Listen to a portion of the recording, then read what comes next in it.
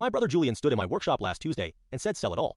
$3 million, or he goes to prison for fraud. My parents backed him up. They looked straight at me and called me the lesser son. Again, 17 years. 17 years of them treating my life like a joke. I was polishing a vintage manifold when they barged in. No hello, just demands. My father said the words flat. You need to sell the shop, Mark. Julian needs the money. He leveraged everything. The penthouse, the cars, even their savings. Julian snapped right after. You built it on our name anyway. It's a shed, a glorified hobby. Sell the land, bail me out, and I'll get you a job as a driver when I'm back on top.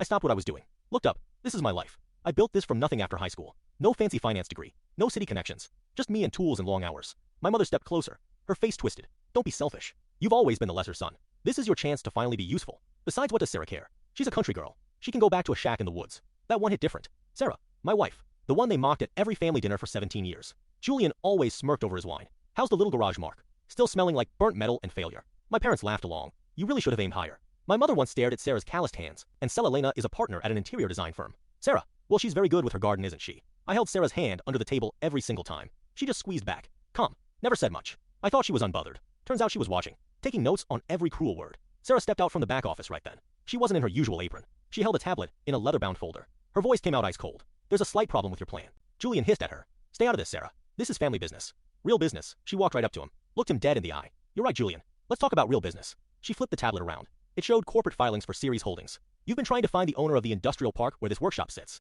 and the 3-city blocks your goddess wife wants to develop for her design firm. Julian frowned hard. How do you know about that? Because I'm the one who denied your applications. My parents looked at her like she grew a second head. My mother demanded. What are you talking about? You're a farm girl. Sarah smiled small. Dangerous. I am a farm girl. My family owns the 4th largest agricultural export firm in the state. I didn't marry Mark for his money. And I didn't tell you about mine because I wanted to see who you were when you thought I had nothing. She tapped the document on the table. I own this land. I own the building your penthouse is in, Julian. And as of 10 minutes ago, I've instructed my legal team to move forward with the foreclosure on your remaining assets. The silence was total. Julian's jaw hung open. My father slumped against a workbench. My mother stammered. Sarah, honey, we didn't mean. We're family. You wouldn't let Julian lose everything. Sarah looked at me. I stood up, wiped the grease from my hands, stood right beside her. You call my life a hobby. I said to Julian. You called my wife a nobody while you were begging for her dirt. Sarah closed the folder with a sharp thud. Mark isn't selling his workshop. In fact, we're expanding. We need a new parking lot. I think the space where your penthouse stands will do nicely. Julian screamed. You can't do this. Sarah answered flat. I can, and I am. Now get out of my husband's shop before I have security remove the golden boy from the premises. They didn't walk out. They scurried.